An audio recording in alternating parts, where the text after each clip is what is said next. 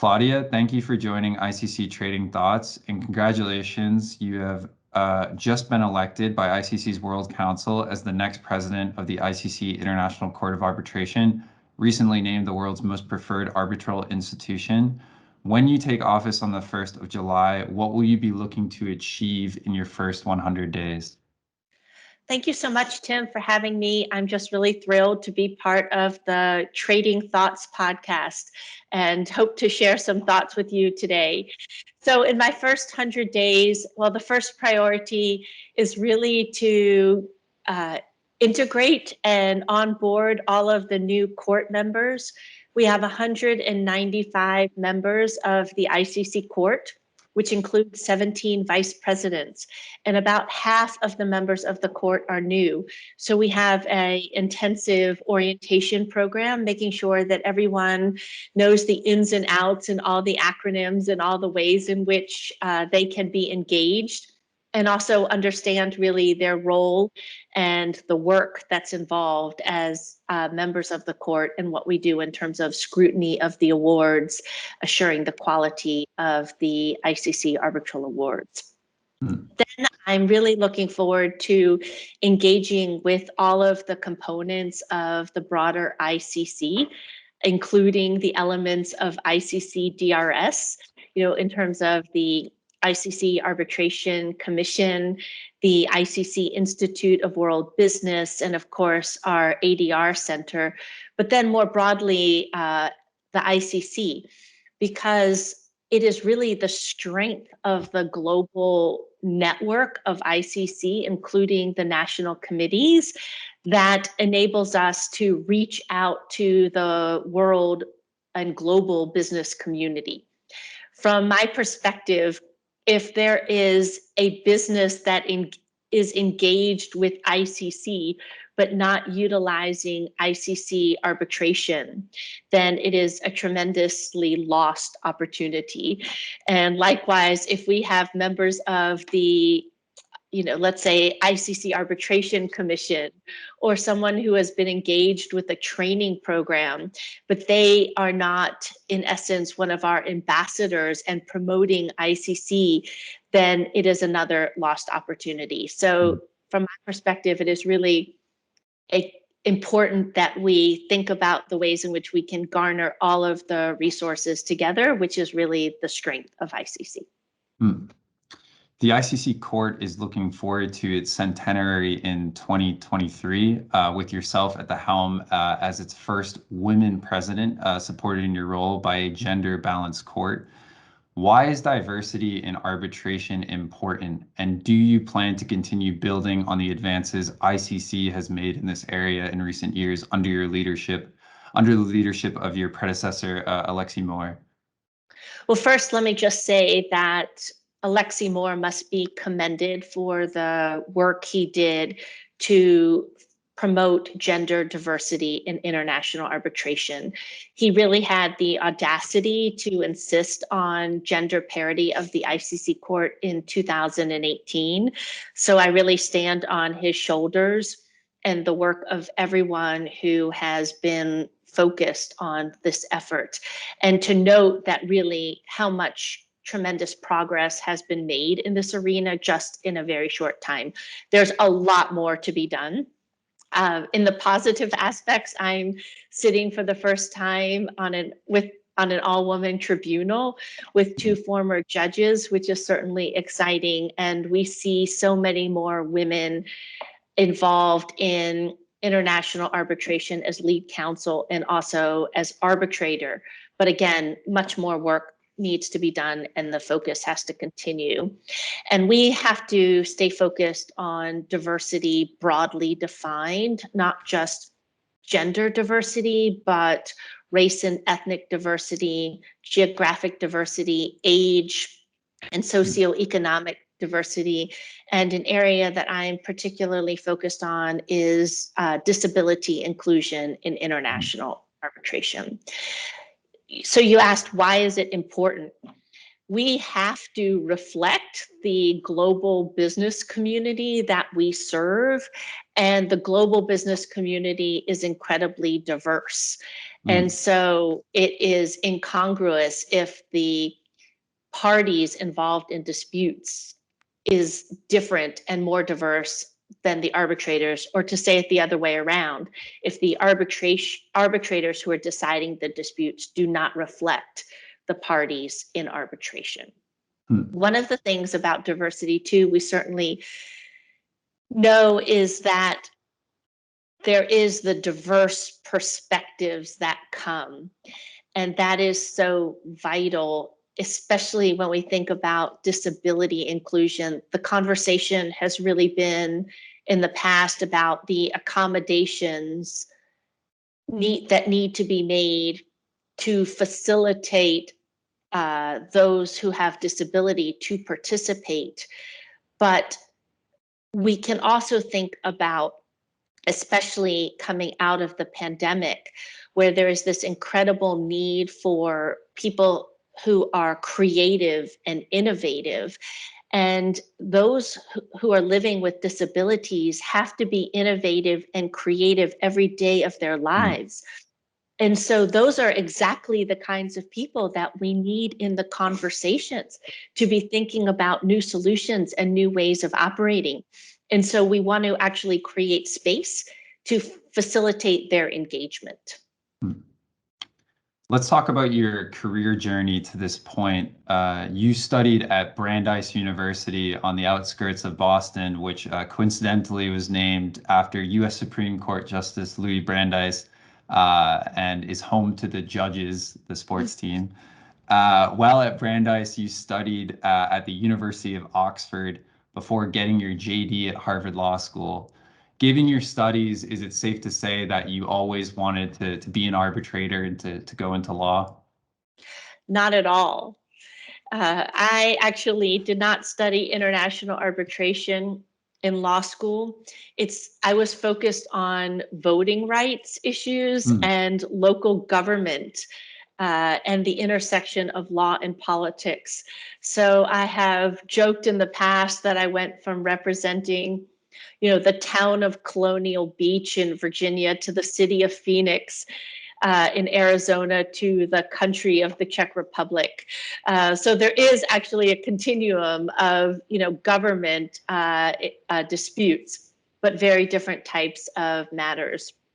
So it was really when my husband went to graduate school in Arizona that I made a career shift, when the head of litigation at one of the firms I interviewed with in Arizona said that international arbitration was the wave of the future.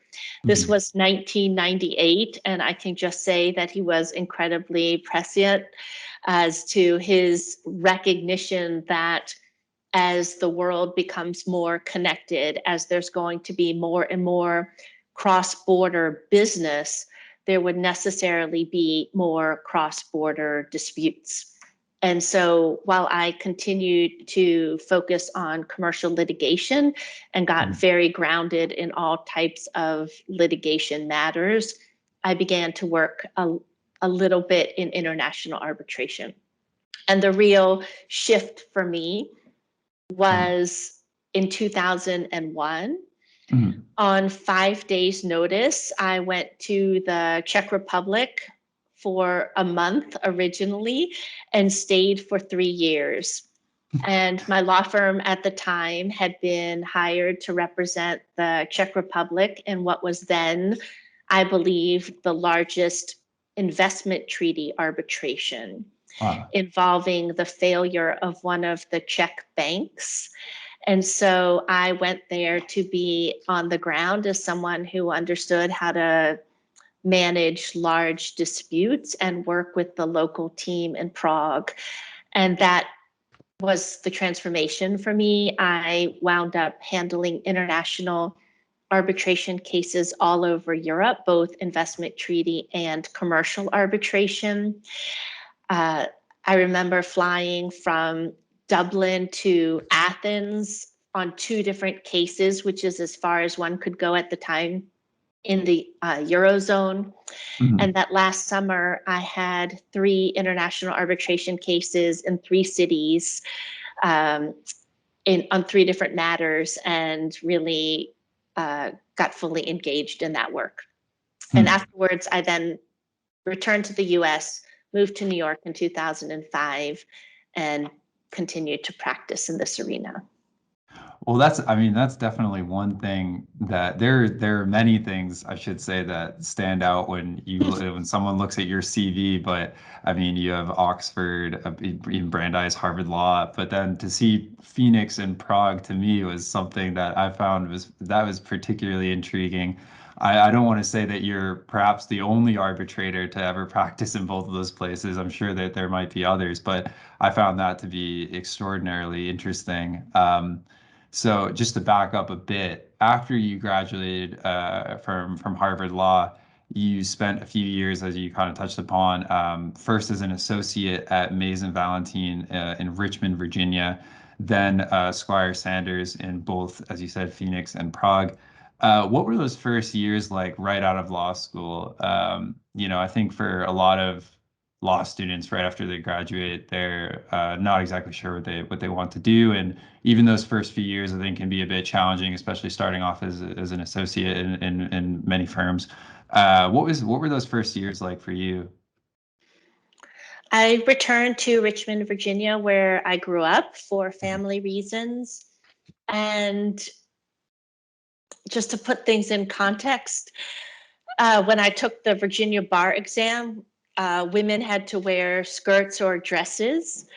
All the women lawyers in the firm in Richmond on one day wore pants all at the same time in the late 90s. So there wouldn't be any one person, bucking the tradition, but Mm, everyone did so. So a mm, lot of things have changed in, culture and the legal market.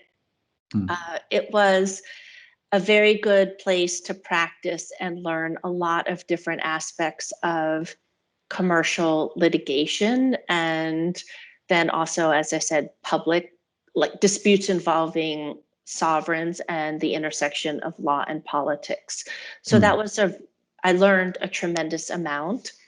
I also was even focused on various pro bono matters then that enabled me to get the background to have an appellate argument mm. and have that type of experience. And I think there's a lot of value when pursuing a career in international arbitration to be grounded in litigation wherever one is from, because you really understand how the courts work in that country. Mm.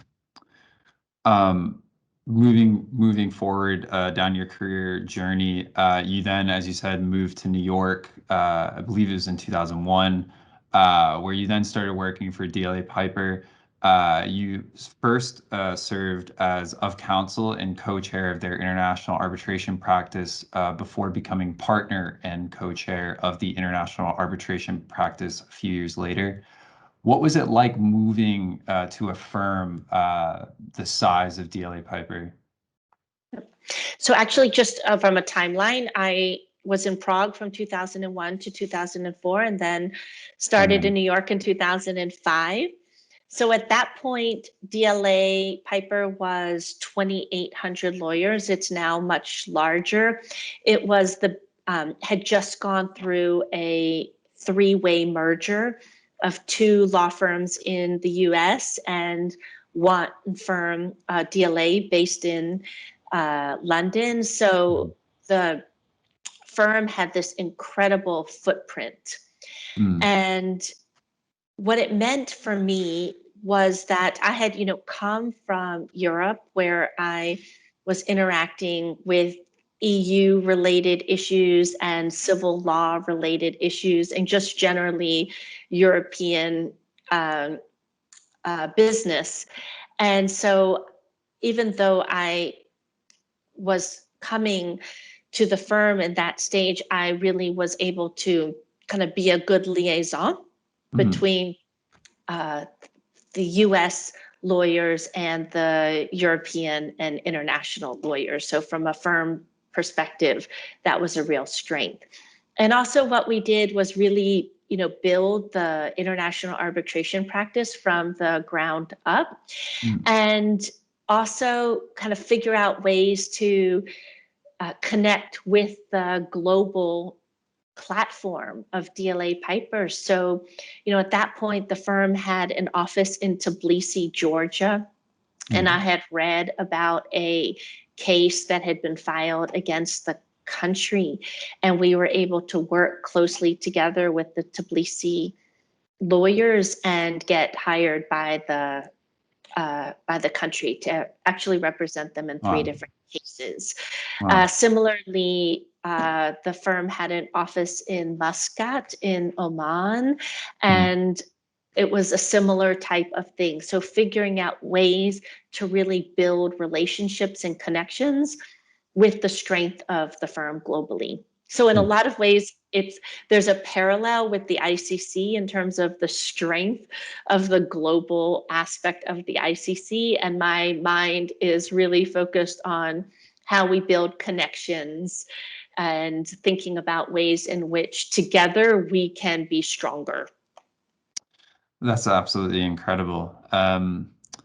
Finally, you became co-chair and partner of Latham Watkins International Arbitration Practice in January 2013, a position that you held until the end of last year. Tell me about your experience at Latham Watkins. What lessons did you learn when you took on the job? And how do you think you can apply those lessons in your new role as president of the ICC Court? Latham and Watkins is really known for its governance and its transparency.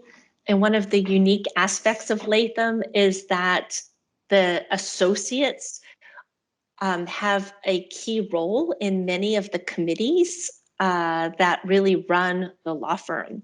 So, for example, the Associates Committee, which is involved in associate life, but also bonuses and progression to partner, 50% of that committee is associates.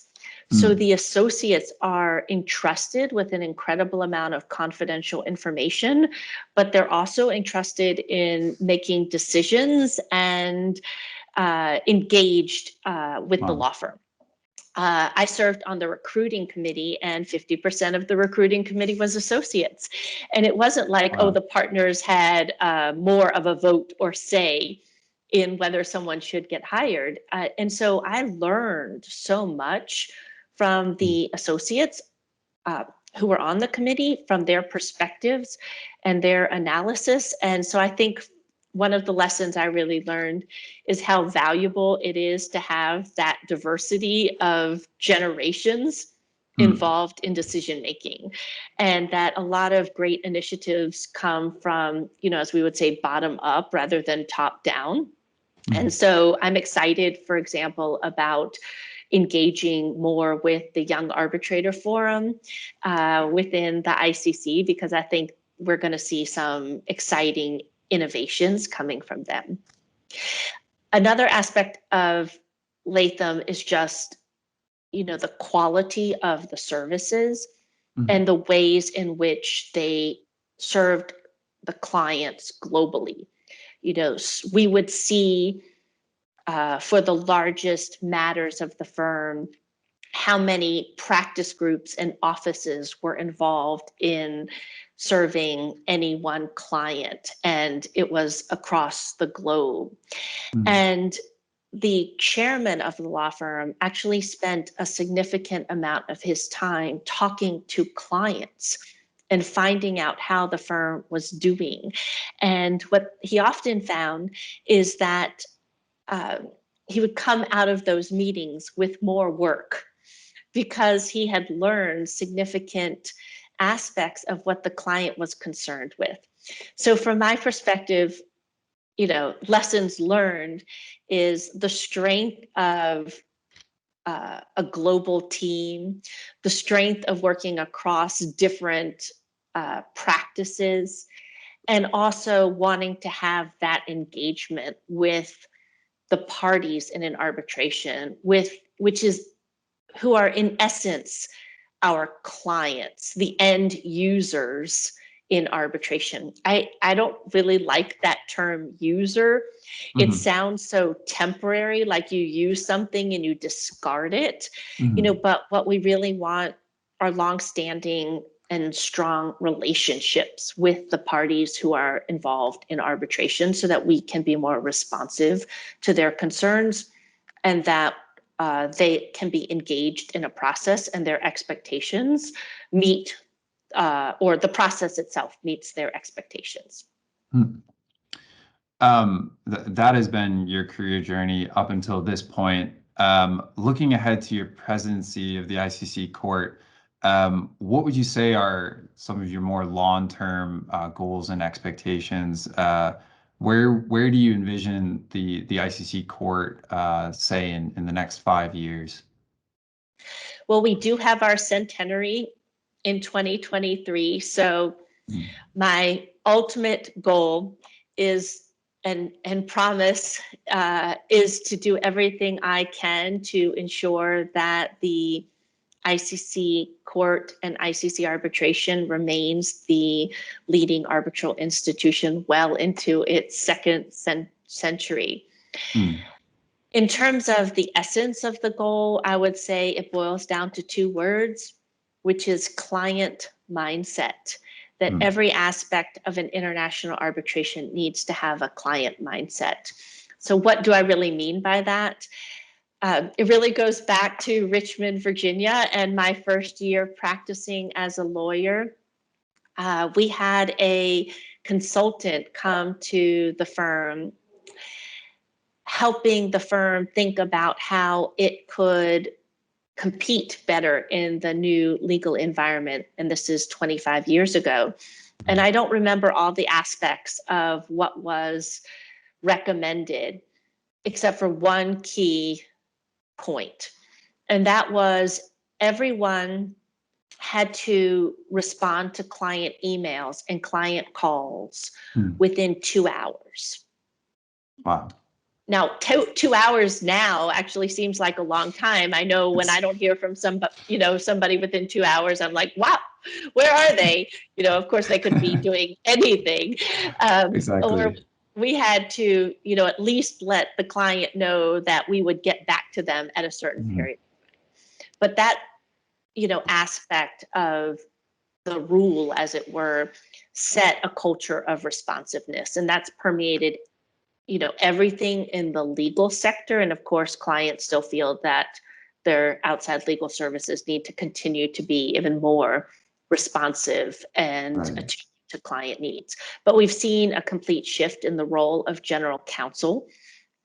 Instead of documenting deals and essentially saying what can and cannot be done, because of the complexity of the regulatory environment, general counsel are, in essence, part of the C-suite. They are managers of risk and involved in thinking about business strategy. So with all that background, the international arbitration world, arbitral institutions, arbitrators, we all need to be more focused on client service with the client mindset, thinking about ways in which the parties in an arbitration can become more engaged in the international arbitration process itself. So their concerns about timing, their concerns about trying to get what they ultimately want when they're in the midst of an arbitration is the resolution of their dispute, how they can get to that point in a way that makes sense for them. And so that is my long-term focus, that ICC DRS is thinking broadly about dispute resolution services and dispute prevention so that we become the true partner in business and that we can help them get back to business and out of the disputes that they're engaged in. My final question relates to the COVID-19 pandemic. This conversation is obviously being recorded in 2021, so we would be foolish not to include a question on COVID-19. The pandemic has brought about much change when it comes to dispute resolution practices. What lessons can be learned to help international arbitration develop in the future after the pandemic is over?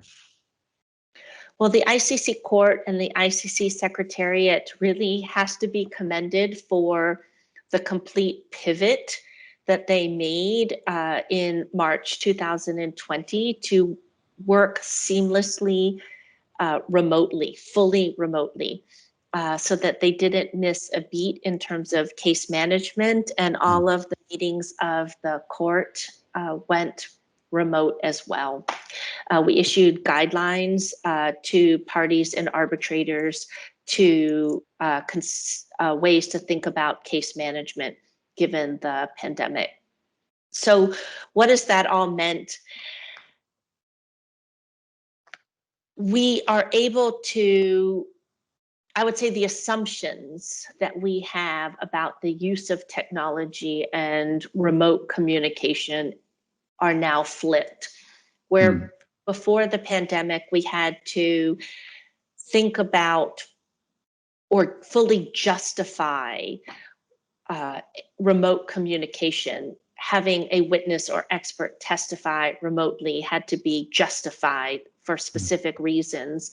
Now that's going to be accepted, but there are going to be times and appropriate circumstances to meet in person, but we have to think about the reasons for doing so.